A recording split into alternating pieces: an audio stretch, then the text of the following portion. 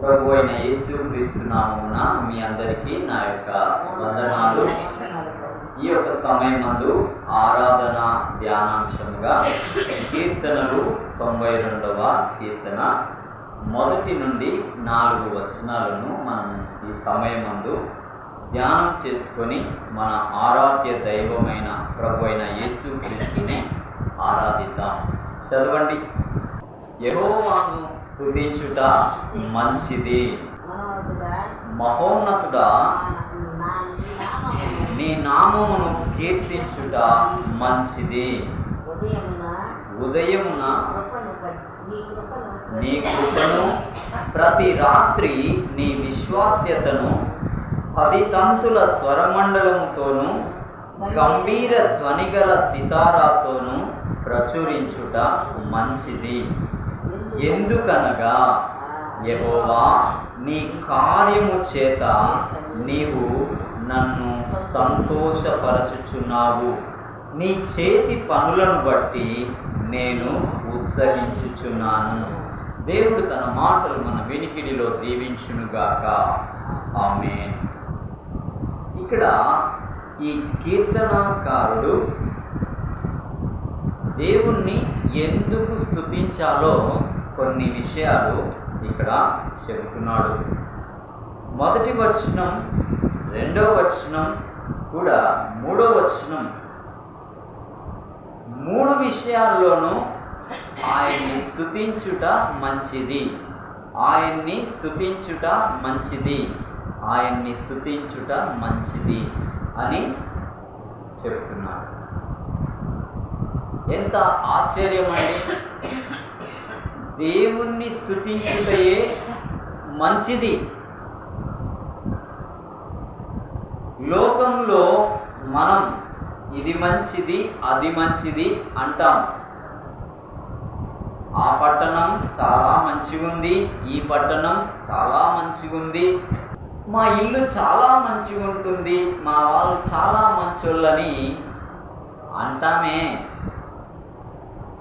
అది ఎప్పుడు మంచిగానే ఉంటుందా? చెప్పండి. ఆ పట్టణం మంచిదన్నది అది చెడిపోకుండా ఉండదా? ఇల్లు మంచిది అనుకుంటే అది చెడిపోకుండా ఉండదా? మామూలు మంచోళ్ళు అంటే ఎప్పుడు చనిపోయేదాకా మంచోళ్ళుగానే ఉంటారా నీ దృష్టికి? కానీ దేవాది దేవుడైన ఆ ప్రభువును స్తుతించడం ఎల్లప్పుడూ మంచిదే. అది నిన్న కొంచెం మంచిది, ఇవాళ ఇంకొంచెం మంచిది, రేపు ఇంకొంచెం మంచిది అనటానికి లేదు. ఎల్లప్పుడూ అది పరిపూర్ణమైన మంచిది. ఏదైనా ఉందంటే నిన్ను సృష్టించిన నీ దేవుడైన యెహోవాను స్తుతి చేయడమే మంచిది. ఇంతకంటే మంచిది లోకమందు ఇంకా ఏది లేదు. ఏది ఉన్నా అది ఒక రోజు చెడిపోయేదే. ఆకాశం ఎంతో మంచిగా కనబడుతుంది, కానీ ఇది కూడా ఒక రోజు అగ్నికి లయమైపోయే దినాలలో తొందరలో ఉంది అని దేవుని లేఖనం సెలవిస్తుంది.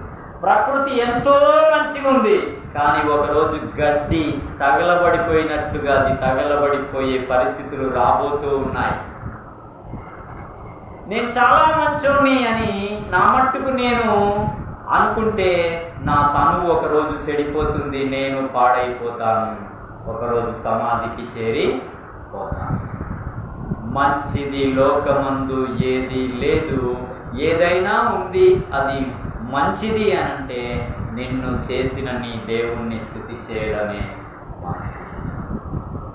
అందుకే కీర్తనాకారుడు ఏమంటున్నాడంటే, మహోన్నతుడా నీ నామమును కీర్తించుట మంచిది. మన నోరుంది, ఆ నోటి నుండి మాటలు వెలువడ చేయుచున్న ఆ దేవుడు ఎంత గొప్పోడండి. ఈ ప్రకృతిలో ఎన్నో కోట్ల జీవరాశులు ఉన్నాయి, కానీ ఏ జీవరాశి కూడా నోటితో పాడలేదు, నోటితో మాట్లాడలేదు. కానీ నీవు నేను మాటలాడగలుగుతున్నాం, పాటలు పాడగలుగుతున్నామంటే ఆయన ఇచ్చిన భాగ్యం, ఆయన ఇచ్చిన వరం ఇది. కాదంటారా?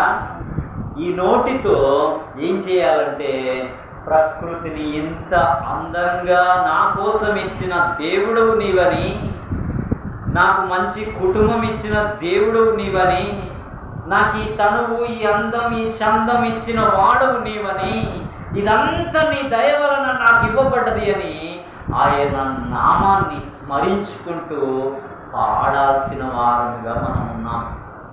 నోట నుండి స్తుతి కీర్తనలు పాడుచు గనుడైన దేవుణ్ణి గణపరచవలసిన వారమై ఉన్నాం. ఈలాగు చేయుట మంచిది. ఈనాడు చాలామంది నోళ్ళు ఏం పాడుతున్నాయండి? ఏం పాడుతున్నాయి? పనికి మాలిన పాటలకి వారి నోట పని చెబుతున్నారు.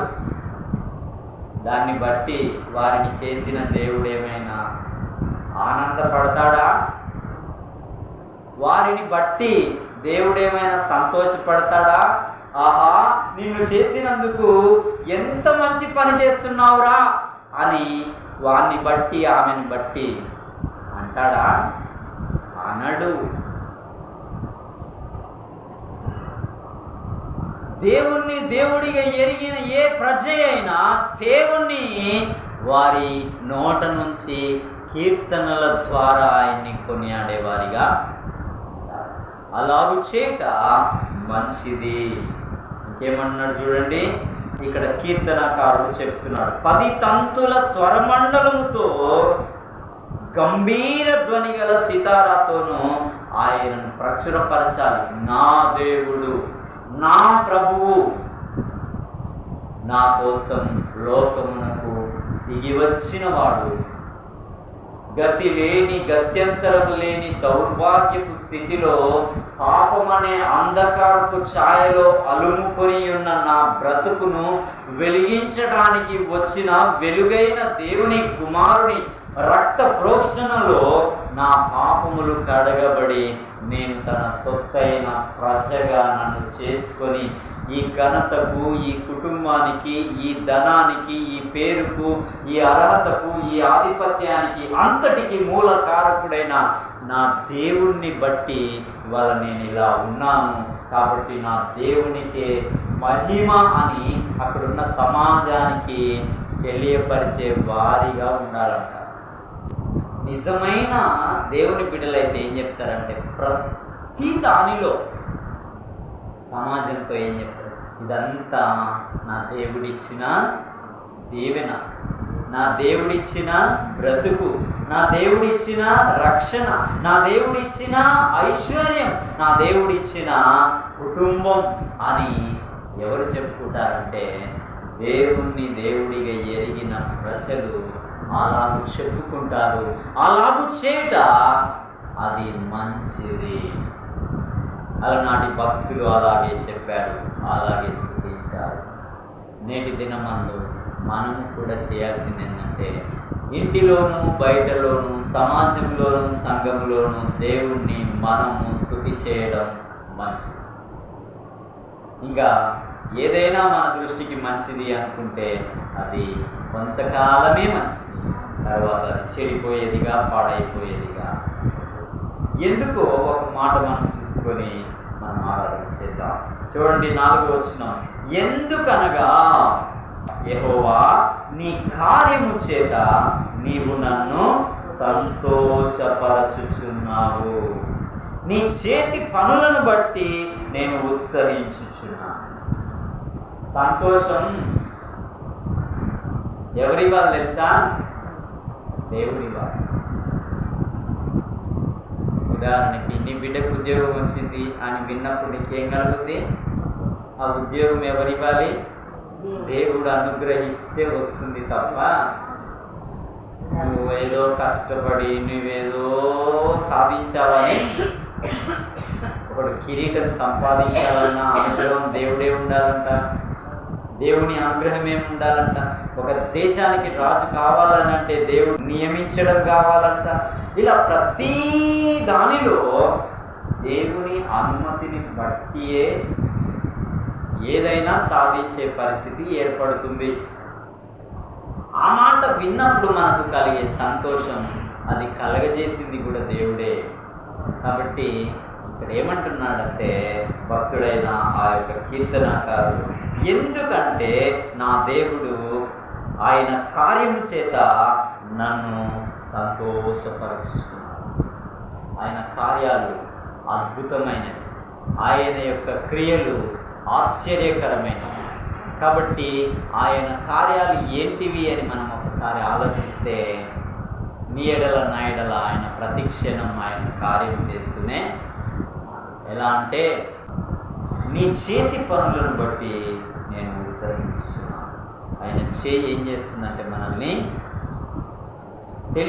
తెలిసిన కీడుల నుండి తప్పించడానికి ఆయన హస్తం మనతో కూడా ఉంటుంది. క్షణపాటు మరణ పరిస్థితుల నుంచి ఆయన ఇట్లా లాగి పట్టే పరిస్థితి మనకి చేస్తుంది. అది మనకి కనబడదు. ఎన్నో తెలియని తెగుళ్ళు, తెలిసిన తెగుళ్ళు కూడా మనలోనికి ఇలా వచ్చి అలా వెళ్ళిపోవడానికి కూడా ఆయన హస్తం మన ఎలా కార్యకారిగా ఉంటుందని బట్టే మనం ఇలా. కాబట్టి ఆయన ఏమంటున్నాడంటే, నీ చేతి పనులను బట్టి నేను విస్తరిస్తున్నాను. ఆయన చేతి పనులు మనం అన్నీ ఎరగలేము, కానీ ఆయన చేతి మన ఎడల ఎల్లప్పుడూ పని చేస్తూనే. కాబట్టి మనం ఆయన్ని ఏం చేయాలంటే స్తుతి చేయడం మనకి మంచిది. చిన్నపిల్లగాడు ఉన్నాడు, తండ్రి ఇవన్నీ ఎత్తుకోవడం మనకి ఏమన్నా తెలుసా? ఆయనకి ఏమన్నా తెలివి ఉందా? నా తండ్రి నన్ను ఎత్తుకుండు, నాకు టైంకి అన్నం పెడుతుండు అనే విధానం ఏమన్నా మనకి తెలుస్తుందా? ఏం తెలియదు. కానీ తండ్రి ఎత్తుకుంటలేడా? తండ్రి అన్నం పెడతలేడా? తండ్రి చూసుకోవట్లేదా? తండ్రి వాడిని పడుకోబెడతలేడా? లేపుతలేడా? నడిపిస్తలేడా? మాటలు నేర్పిస్తలేడా? ఇదంతా ఎవరు చేస్తున్నారు అంటే తండ్రి చేస్తున్నాడు, కానీ వానికి అర్థం కాదు. ఇవాళ నీవు నేను కూడా ఆయన చేస్తున్నాడు, కానీ అవి మనకి అర్థము కాని విధమైనవి ఎన్నో ఆయన చేస్తూనే ఉన్నాడు. కాబట్టి మనం ఇవాళ ఇలా ఉన్నాము. అంతకంటే గొప్ప కార్యం ఆయన చేసింది ఏంటంటే, దేవుడే మానవుడై లోకానికి వచ్చి తన రక్తము చెంది నీకు రక్షణ ఇవ్వడం. అంతకంటే గొప్ప కార్యం లోకమన్నిక మరొకటి లేనే లేదు.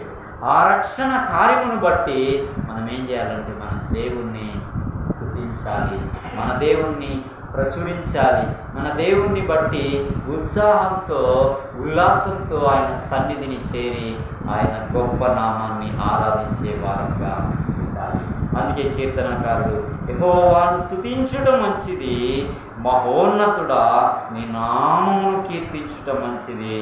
ఉదయమున నీ కృపను, ప్రతి రాత్రి నీ విశ్వాస్యతను 10 తంతుల స్వరమండలముతోనూ గంభీర ధ్వని గల సితారాతోనూ నిన్ను ప్రచురపరచుట మంచిది.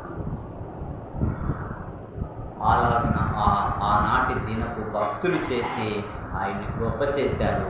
ఈనాటి మనం ఆయన్ని అలాగూ స్తుతించి అలాగూ ఆరాధించే వారంగా ఉండాలని ప్రభు మనకి తెలియజేస్తూ ఉన్నాడు. ఈ సమయం మనం మన దేవుణ్ణి మనకిచ్చిన రక్షణ బట్టి, మనకిస్తున్న కాపుదలను బట్టి, మనకిస్తున్న ఆరోగ్యము ఆయుష్ను బట్టి, మనకిస్తున్న సమస్తమైన వనరులను బట్టి, అన్నింటికంటే ముఖ్యంగా నరకం నుంచి విడిపించి రక్షణ ఇచ్చి ఆయన రాజ్యమందు కూర్చుండబెట్టిన విధమును బట్టి మన దేవుడైన ప్రభువుని స్తుతి చేద్దాం. అది స్తుతి చేయుట ఆయనకి మహిమ, అది మనకి మంచిది. దేవుడు తన మాట మన వెనుకలో దీవించుగాక. ఆమేన్.